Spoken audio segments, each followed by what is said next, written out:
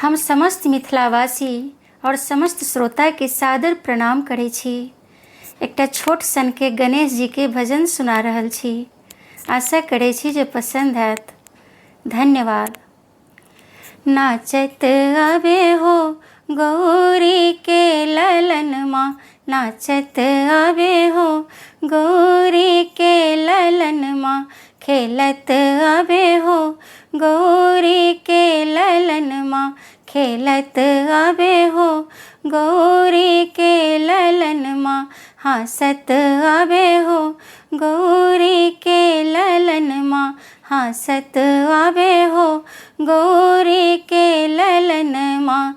सिरा सिंदूर शोभे कानों में कुंडलवा, सिरा सिंदूर शोभे कानों में कुंडलवा, बाल बीच शोभेला पियरा चंदन माँ, से गला बीच हो, से गला बीच हो शोभे गज मोती हरवा, से गला बीच हो शोभे गज मोती हरवा, खेलत आवे हो गौरी के ललन माँ, नाचत आवे हो गौरी के ललन माँ, खेलत आवे हो गौरी के ललन माँ, हंसत आवे हो गौरी के ललन माँ, नाचत आवे हो गौरी के ललन माँ, नाचत आवे हो गौरी के ललन